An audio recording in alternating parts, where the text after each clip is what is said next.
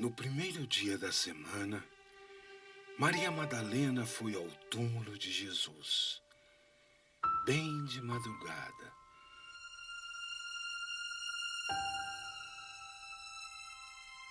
Quando ainda estava escuro.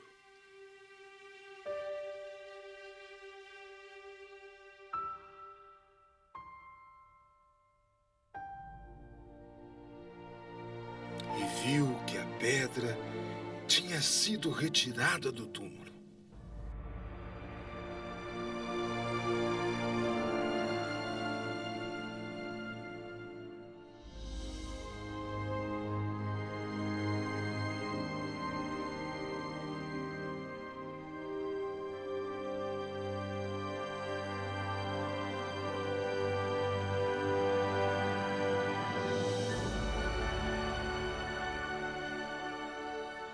Ela saiu correndo e foi encontrar Simão Pedro e o outro discípulo, aquele que Jesus amava.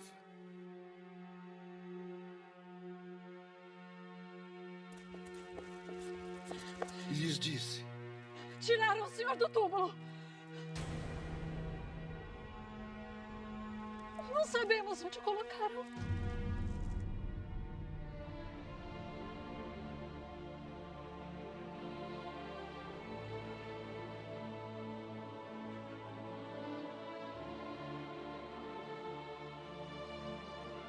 Saíram então Pedro e o outro discípulo e foram ao túmulo. Os dois corriam juntos, mas o outro discípulo correu mais depressa que Pedro e chegou primeiro ao túmulo. Olhando para dentro, viu as faixas de linho, mas não entrou.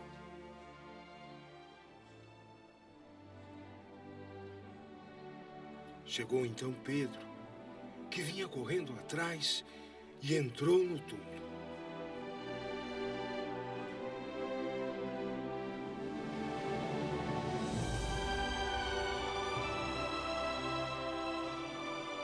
Viu as faixas de linho deitadas.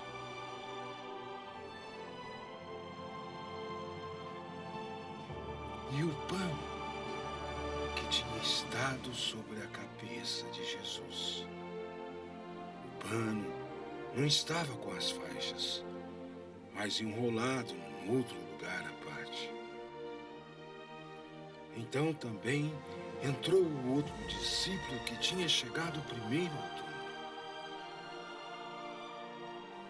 Ele viu e acreditou. De fato, eles ainda não tinham compreendido a Escritura, segundo a qual ele devia ressuscitar dos mortos. Os discípulos, então, voltaram para suas casas.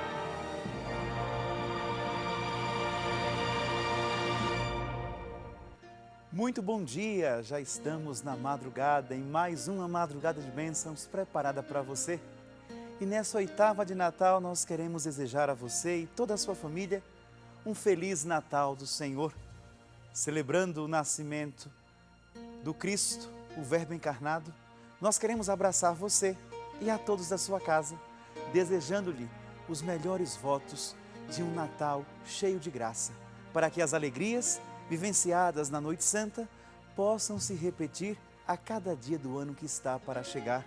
Pois é, semana que vem já nos encontramos em 2014, ano novo, vida nova, vida cheia de graça, cheia de luz. Momento no qual o universo inteiro, o mundo inteiro faz votos de paz, prosperidade, felicidade. Hoje o nosso tema, ele perpassa justamente por aí, pelos votos de paz. E a pergunta de hoje é esta: como alcançar a paz? Como alcançar este desejo de paz que existe latente em cada ser humano? Como concretizar esta paz no interior dos nossos corações? Como fazer com que essa paz seja concreta? Lembremos que a paz é desejo.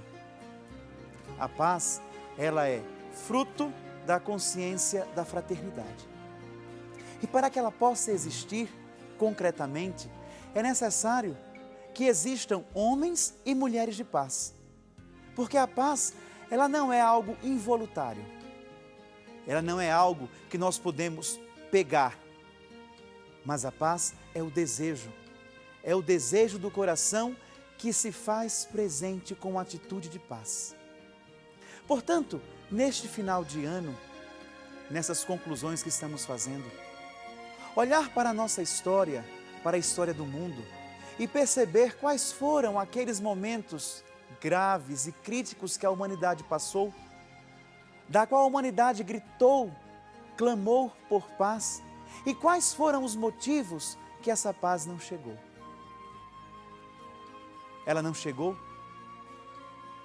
porque aqueles que ali estavam, conduzindo parte da história, não puderam reproduzi-la, uma vez que não a cultivaram no seu interior, não deixaram esta paz ser plasmada.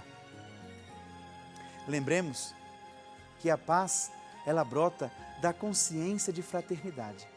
E fraternidade é saber que o outro necessita de mim. É ter a consciência de que nós somos irmãos, filhos de um mesmo Pai. Que a humanidade, ela se assemelha. Povos, raças, classes sociais, isso nos diferencia apenas em alguns aspectos. Mas a humanidade, que é o vínculo que nos une, nos iguala, porque todos nós somos da mesma raça, a raça humana. Fomos criados à imagem e semelhança de Deus.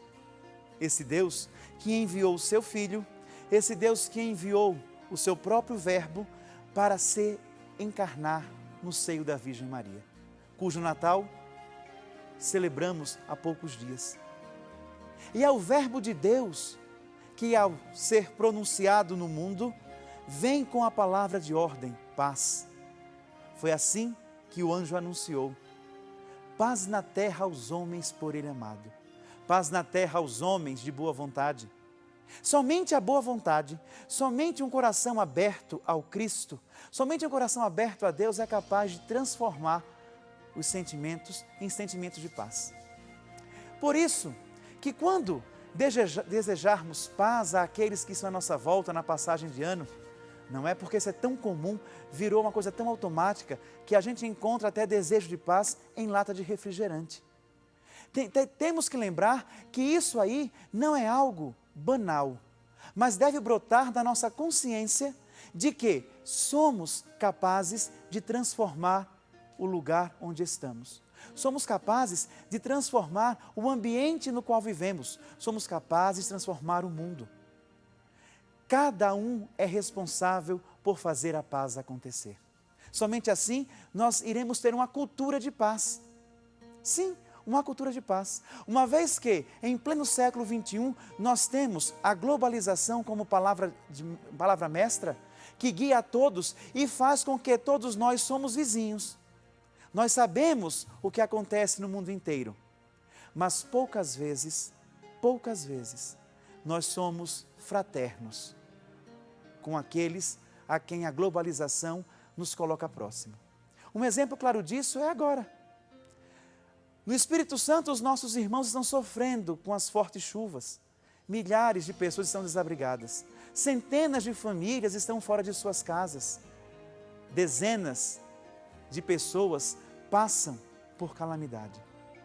E nós vemos aquelas cenas nos jornais, nos noticiários, e o que brota no nosso coração?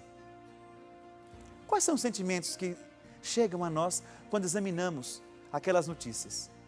Às vezes nem paramos de comer, ou nem deixamos de fazer o que estávamos fazendo. Ficou rotineiro.